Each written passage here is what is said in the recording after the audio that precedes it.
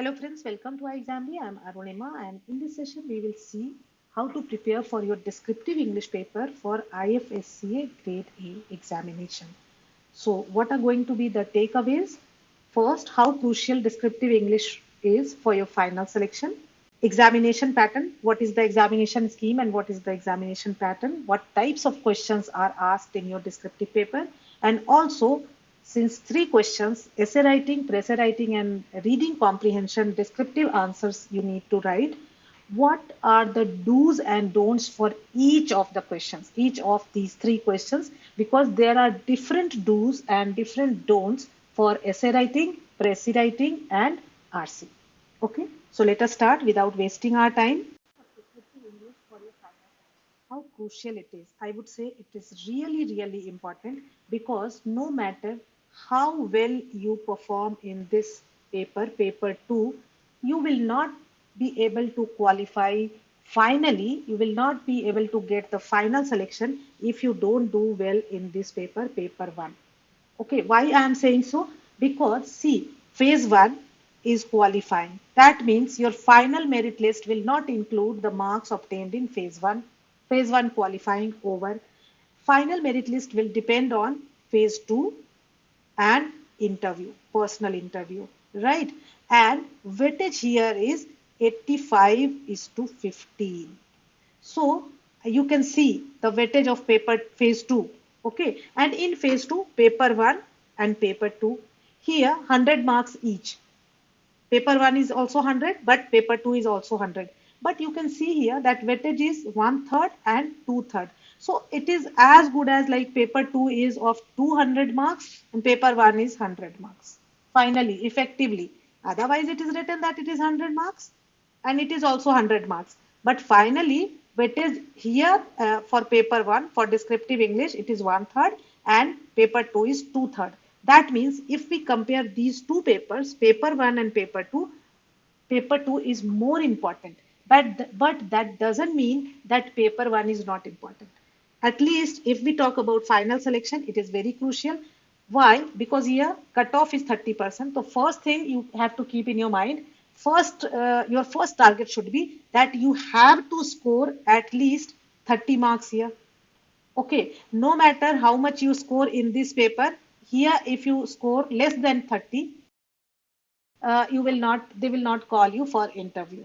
So first target is minimum 30 marks should be there. And second, because your final merit list will include phase 2 and personal interview, and here weightage is 85 is to 15, it is very, very important that you score as much you can in this descriptive English and also in paper 2. But here in descriptive English, actually, you know beforehand that what are the questions. You already know that three questions would be there. You already know that pre-essay writing would be there.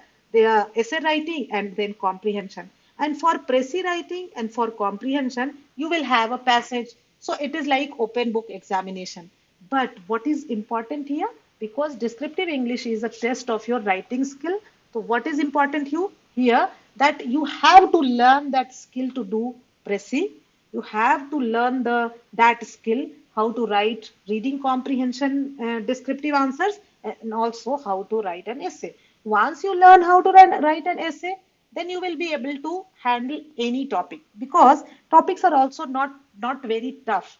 These are anything, whatever you prepare for your paper 2, that will take care of the content part. Then, if you know the art of writing essay, if you know how to structure your essay, if you know how to put your thoughts in words, then you are good to go. Okay, so that is why in less preparation, actually, you can do very well in paper 2, paper 1. And then, if you are able to score good marks in paper 1, then actually in paper 2, even if it is not on your expected lines, then also paper 1 marks will take care of that. So these 4 points are important for all the three questions: essay writing, pre-essay writing, and RC. Okay, first is read the instructions carefully. It is really, really important that no matter how many times you have seen already these descriptive English papers in different exams or you have written mock tests for your descriptive English, But in the examination hall, then and there you must read the instructions. Sometimes they say that answer any two of the following questions. Then if you have not read the instruction carefully, you might end up doing all the questions, and in the process you will waste a lot of time, effort, and also lose your marks. Also about the word limits, you must read the instructions then and there. So it is a must. Second, attempt all the questions and don't leave any of your answers incomplete. It is also very, very important because, see, out of three questions, if you are not able to do RC, okay, you have attempted only essay, 30 marks, and Prezi 35 marks, then actually you will get marks out of 65, and you will not be able to compete with the students who have attempted all the three questions. And you must understand, you must remember that this is a competitive exam. Here you have to be ahead of other students. That is why it is really, really important that you need to attempt all the questions. How you are going to do that? You should be able to manage your time very well. For that, I would suggest that you must write some descriptive mock tests. So where to write? At iExamB platforms, descriptive mock tests are there. So you can write and see. Whenever we evaluate those descriptive English papers, we observe that in the first mock test, many of you do really not very well. Okay, but by the time you reach to the fifth mock test, your performance improves. Why? Why it is so? Because see, when you write the mock test, you yourself come to know about many of your weaknesses. Also, iExamB expert faculty evaluate your tests, and then you will be able to see that how much marks you have got. Also, what are the mistakes you made. Suppose you in essay you have got only 15 out of 30, then the faculty will write in the feedback that why you have got only 15 and what are your weak points. So you have actually -4 because of this reason, your -5 because of this reason. So you come to know about your weaknesses and then you can work on that. Also in the live sessions, Dr. Sharma, ex-CGM, takes your descriptive English classes. He actually teaches you how to do Prezi, how to do RC answers, and how to write an essay. So that is a must. Also, you should not leave any of your answers incomplete, because then definitely it will give a very bad impression and you are going to lose your marks. So suppose you have only 2 minutes left and you think that you need to write 7, 8, 9 more sentences. But since you have only 2 minutes, just wrap it up, just write the concluding sentence and close your answer. Okay. Third point is take care of your sentence structure, grammar, and spelling. So I would suggest that after writing your answer, then revisit it. You think that you are an evaluator, you are the examiner, and you just go through your own answer, and wherever you find any error, subject verb agreement, anything, any spelling mistake, you correct it. That is very, very necessary to do. Then you must take care of punctuation and use of capital or small letter. It is also very important. See, these are very small things, but it gives a bad impression and it may spoil the examiner's mood. And you know that here a lot of subjectivity is there. It depends on what is going on in the examiner's mind, and you may lose some marks if you actually spoil his mood.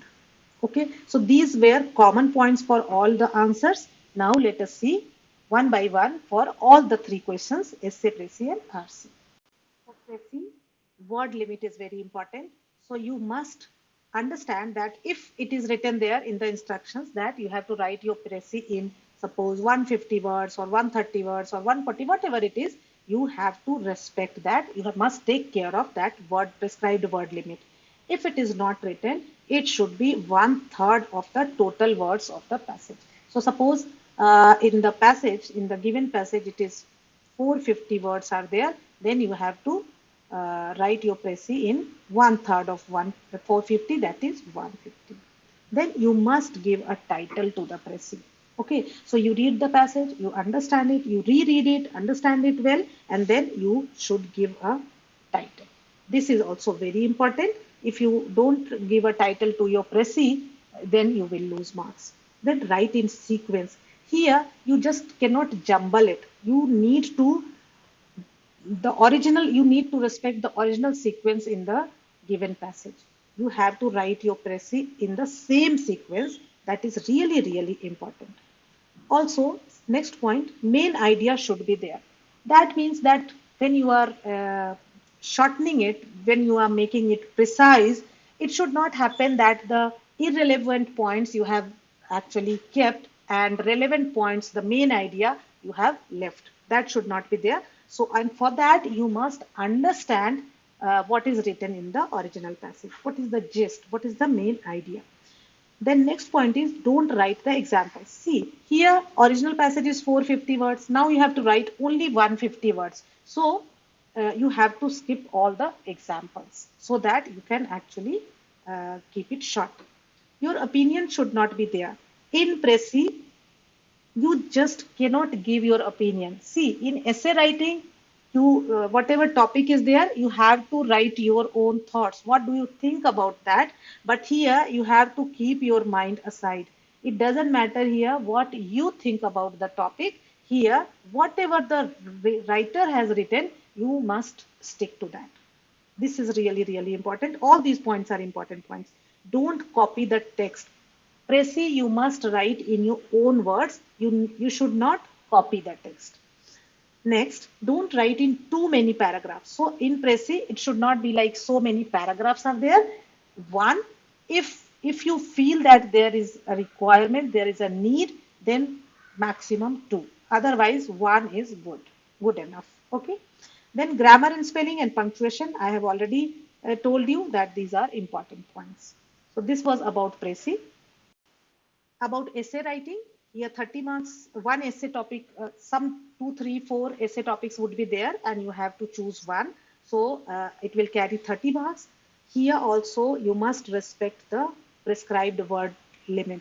Okay, so they will say that write an essay in 250 words. So plus 10, plus minus 10 is fine, but it should not go beyond that.